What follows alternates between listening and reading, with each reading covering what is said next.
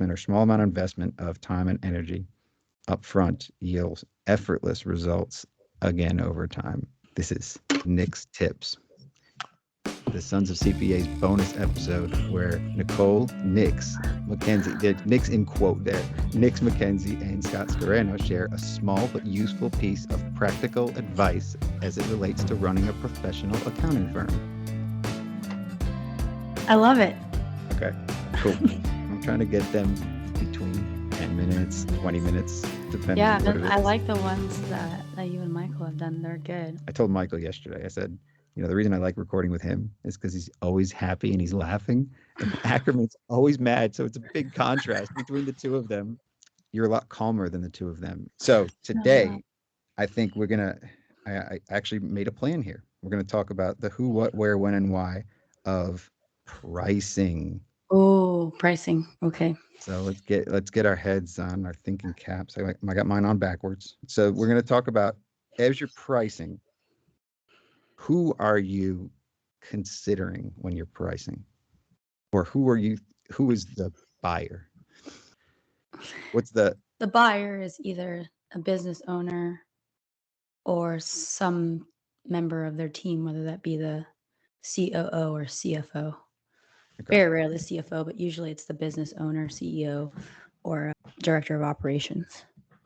So I think that's just really just setting the table for we know the who, right? Number 2, what are we pricing? Are we pricing our services or are we pricing the client, the customer, the buyer? It's both, right? Because we need to know what services we're providing. We need to have a scope. That's the most important part. Doesn't matter what the price is, you have to have a scope and a baseline so that if you adjust the price up or down, you can either add more services or take more away. And you're never negotiating price, right. You're negotiating the services. Right. And so you're pretty firm on that, right? You've priced products. That's why you kind of hinged on scope, I think, is you're pricing your products to be profitable and you're not pricing the client. And I think that's a trend in the industry now. Everybody's thinking you have to value price the person.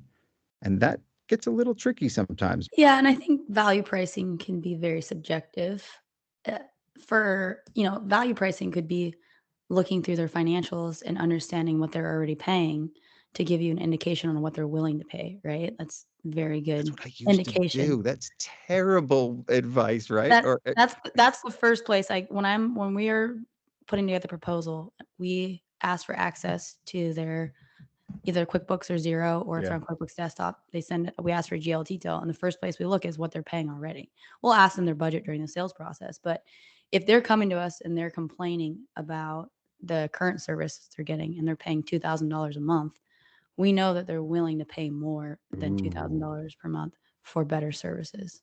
I like that. So you're peeking behind the curtain. You're peeking at what they're already willing to pay. So I used to do that, and it used to work. Sometimes I think they knew that's what I was doing because they would just say, "So you're looking at it just to see how much I was paying, the last guy," and I'm just like, "That's probably part of it." I would more or less try to make a joke out of it. So you're pricing. So that's the person's mindset. So now let's think about the industry as a whole, right? They were severely underpriced. If they're severely underpriced, that's always concerning. It depends on how the conversation goes. Or underpaying, whatever. Typically, if they're underpaying a lot and they know they're underpaying and they know that they'll tell us during the sales call, hey, I went to this cheaper route. It was working well when I was a smaller company, but now I know I need more. That's always a good sign. If they say, you know what, I want to try out, I don't like this one thing about this firm, but everything else is fine, and it seems like they're still looking for something in that same price range, then typically we want to get that out of the way in the beginning, because we know that if we're going to be triple to quadruple and they're expecting that price, it's probably not going to be a good fit. Yeah. But there have been times where when we went through the sales process, we showed them how much more that we could do for them. They were just getting basic bookkeeping, but we showed them how we can implement new technology for them. We can do bill pay services for them. We can run their payroll. Value adds. We can, all these things that they may have had, they've been doing themselves, or they had their operations person doing. So we get a lot more into the day-to-day operations. And sometimes the client doesn't know what they don't know. And so they'll come from the expectation of paying this amount, a lower amount. And then after the sales call, they realize, well, I have somebody in-house doing that. I'm paying them already for it, so I can utilize their time better. And so I'm willing to pay more for your services. So I am trying to get away from pricing the person and not even look at what they've paid and just be firm on our price and make sure our prices are profitable. Like that's the pricing for profitability is where my head's at, I think. Yeah, And and I think it's good to have a minimum and know typically how long things take, and so this is the minimum that I'm going to charge for these services. But if I know that the client's willing to pay more through some indication during our conversations, then I may go on a higher end. And there's also other reasons why we may want to work with a client, right? Maybe it's a new industry that you haven't worked with before and you want to try it out, or you really like the client's personality, or there's some other, or they may have other businesses that they will be able to move over to you later. So those are situations where you might come down on price. And so I don't, eh, some people have a price menu and it's based off a number of transactions. For us, it's more about having a conversation with the client, building a really good solution for them, and then pricing them based on several different factors. so in a lot of cases, then it is always going to kind of depend on it's very situational too. And also, I would say if we're really busy and our pipeline's really hot, our prices go up, right? Because we may only have Yeah. capacity for one or two clients. And so we're just going to throw out high numbers. If I just hired someone and I'm trying to fill up their pipeline and let's say our sales pipeline's really not hot, like during COVID, our prices Yeah. come down a little bit. And then you can jack them up later as they get full capacity. We had a client recently that he took him, sat on our proposal for probably a couple months and was too high for him. And then after we onboarded him, we started working with his operations person and they just kept on adding more services that the business owner didn't realize that they needed, like paying the bills, invoicing customers, setting up a payment processor for them. And their internal team was like, "Oh my god, thank God this has been an issue for years. We've never had this before." And the CEO didn't realize that they needed this, right? But so we went in at a lower price, but then eventually ended up at the price that we originally proposed. He just didn't know what he didn't know yet. Ah, so but then it's almost like getting them in the door too. So some of my team recently said we should do free trials, or they should give them a free month so they can figure out the best way to price it, how much time it's going to take them. And I just said, that's onboarding is going to take too long. Like we have to charge something for that. Well, what I realized is the onboarding is clients don't usually balk at the onboarding because they know it's a one-time Yeah. fee. So we'll sometimes be aggressive on that, Off the knowing top of your that head, what's your most onboarding price, or mostly like average, more or less? average. Yeah. I would say at a minimum, it's one times the first month of fees, and then it would go up from there depending on how much retroactive work there is and how many technology integrations there are. Right now, my head's at 2,000. I just usually have numbers in my head because that's where most of them Yeah, land. It used to be like 4 to 6, but somehow that has gone down. Yeah. and we play around with that too because you can do an onboarding fee plus first month, but then It's like paying first and last month deposit, right? sometimes the onboarding though takes 3 months, and so you so you feel bad that you're getting this recurring fee when you haven't, but you still have to do that work. You still have to go back and do those monthly That always closings. happens. So, and yeah, So that's a tough thing about managing expectations too. And for the client, if they don't know it's going to take 3 months, then what's taking so long? So, yeah, all but right. I do feel like the onboarding is the most important part, and we should get paid for it, but at the same time, that you might eat some you might lose on the onboarding, but you're gonna have a good recurring monthly fee. So I'm willing to negotiate on the onboarding, but not necessarily the ongoing fee. Okay. Why are professional service prices not commodities? I think that you can agree that we are not commodities. So prices are basically spread out across the board, and no one person's going to pay the same anywhere they go, too. Because customers come to us, they come to us thinking it's a product that they can get anywhere, right? If it's a tax return or if they want you to do their books, and they think that it is what it is. Don't we have to change their mindset to a certain degree? Yeah, and I think there are some firms that are commodity and they price that way, and that's their business model. They just want to acquire as many customers as possible at a low price. But they also don't do very much. And there's a certain point where the business owner starts growing and realizes that they need someone that's more strategic that can help them with all these operating types of things. And then also on the tax side, which I don't do, but you do, Yeah. that can help them more with tax strategy. So when they come to Pageant or they come to Momentum, they're typically at an inflection point in their business where they're realizing that it's they need more. Those are the Um, best ones to come to you, right? Like when they're at that inflection point or they're in pain. When you work at a hospital and somebody's in pain, that's your patient right there, you know? Absolutely, absolutely, and those are the low-hanging fruit where you can come in and diagnose it, and then the hardest part is when you get a new business owner that doesn't know if they don't know yet, and you're trying to describe the value of what we do. They're So always what if gonna we go, just say no new business owners, right? Like "Yeah." unless you had a business before and you know what you're getting into. Sometimes we'll get business owners that's their second or third business, and they'll come to us right away and be like, I know this is something I need to set up in the beginning, Okay. but I didn't do this in my past businesses." Um, So this we get to the how next. So how and thinking in terms of in the industry with things are priced commoditized, you know, how do you set yourself apart? And I think we've touched on it already, but it's like how can you set yourself apart to make that price seem more palatable if it is that much higher than they've paid before, you know, or what they were expecting? yeah, I mean, sometimes it's hard because they don't know. They're taking a leap of faith before they work with us, right?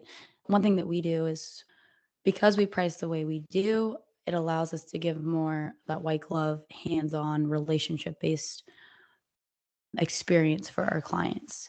So, for example, most of our team members don't have more than 10 main points of contacts.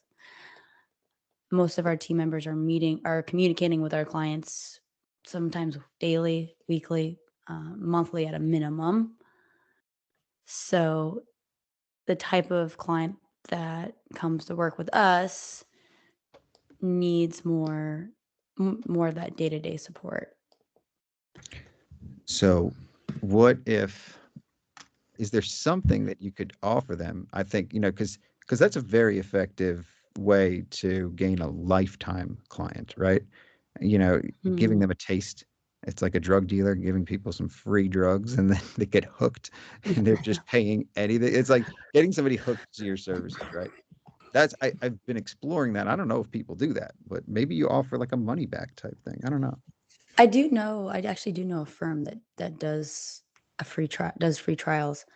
Ashley and I go back and forth on the pricing thing because she'll she'll tend to go, sometimes I'll think the price is too high, and I'll think, well, maybe if we give them a lower price and we'll try to add on the services later.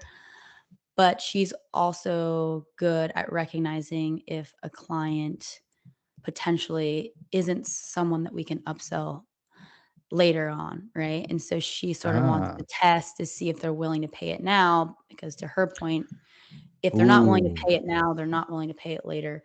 So, it's kind of a it's kind of a catch-22, right? Sometimes it's worked where we'll start lower and add on services later.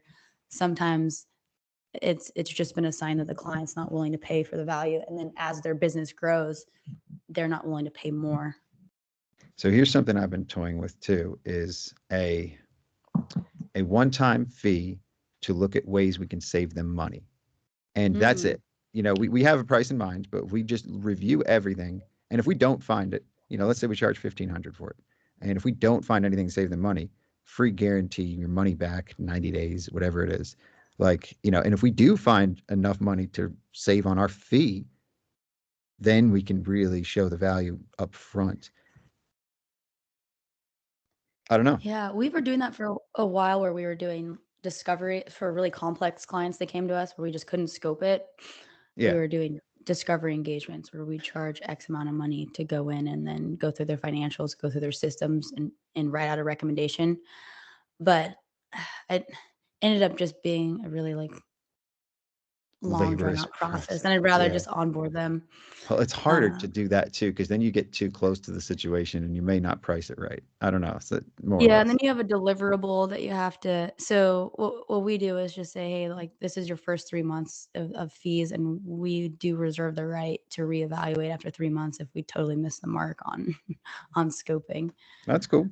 Yeah, I think that's more or less the review back, right? It's like the check-in, the here, let's make sure we've dialed everything in. So the who, Right, what, and at the end of the why. day, we're just making our best guess. So, Yeah. and we mess up sometimes, but the longer you do it, the better you get at it. The better you, especially as you start getting into different industries and verticals, you know what to look for. So you know what questions to ask during the sales process. So our sales process, we spend an hour with the client just asking them all the questions, and then we ask for financial data, either access to their QuickBooks or Zero. And then after that, we have another conversation with them where we go through the scope, which is basically our diagnosis of what we think that they need based on everything we talked about. And then we can talk about things in the financials, which to your point about saving them money or pointing out things that they could do better, that gives us our opportunity to show that we Yeah. can do that. So I think you touched on the when already, and I was going to say when did they make up their mind, and Ashley nailed that one. That they've made up their mind before you even give them a price, in most cases. But you got to see what they're willing. So when she said they're willing to pay now versus what they're willing to pay then, I think they made up their mind when they found your firm, more or less. Like they know the one that they want to work with. It's ours to mess it up, right? Like I think that a lot of times when you're buying something, you already know what you want, in your mind, and then you end up going around and trying other shit out, and it's like you always go back to the right. Like I don't know. Yeah. One time we had a client that our prospect that interviewed 15 accounting firms. Jesus, 15. why that And somebody they hurt them? yes, yes, they'd been through a couple, and our proposal was like $7,000 a month. It was a pretty big proposal, and they narrowed it down to 2, out of the 15. It was us and another firm. They ended up going with the other firm because they had a little more we're a small company, and I think they were worried about outgrowing us. But, I mean, Yeah, then when they said there was 15, I was like, "Okay, this is now we're in a fight right now. Let's go. Let's put I them on our know. best Like, face." go to win out of 15. Let's talk Now, about yeah, and then winning. I really wanted to win it. But at the end of the day, I think the client usually knows best. But have you ever had a client leave you for a cheaper option and then come back? Yes. Yes. So I don't know necessarily about leaving. I've had this happen quite a few times where our price was just way too high, and then they didn't accept the proposal, and then they end up coming back and they start paying more than I originally priced it at. So I do think they made up their mind. If you do a very good job of selling yourself at the front door, like your website or their reputation, their building, whatever it is, I think that perception flows into how they deal with everything else when you're pricing too. I'm not sure. I'm gonna disagree with you on that. I think, well, our website's not very good, but most of the people, Nobody when people likes their come to website. us, it's right now at least, when people come to us, it's either through a referral or lately it's been LinkedIn. Okay, so there you go. But Two I have things. No, no, no, this is good. Referral, that's because you're providing good service to somebody else. So you've done something already they've already made up their mind because they trust that person. So you can't lose there. They've made up their mind. And then on LinkedIn, that's them shopping. They're looking at the window. They know you built their trust. They made up their mind already, right? Well, yeah, so the people who have come to LinkedIn through LinkedIn have been the easiest to sell because they've been seeing my posts for the last year, and then finally they decided to reach out. So they already They know you. resonated with my brand and what I've been talking about on LinkedIn and some of the stories and problems we've solved for clients. So, well, that's why lately we've been, remember I told you we were doing the rebranding and redoing our website, and then I want to start actually creating content because I feel like when you put out content, you actually attract the ideal client, right? You can get referrals from anywhere, I love but this. are they going to Yes. be the right clients that you actually want to work with?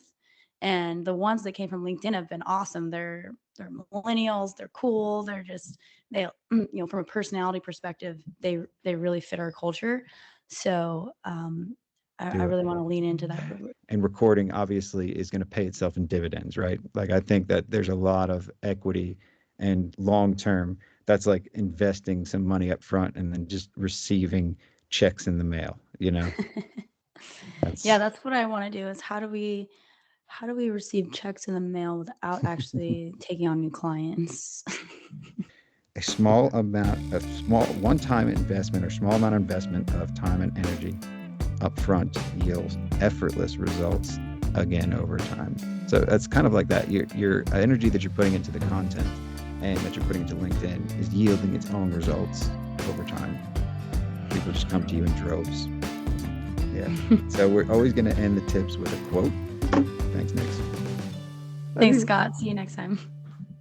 Oh, this doesn't even stop recording. I got to edit the hell out of it. Let's hang up.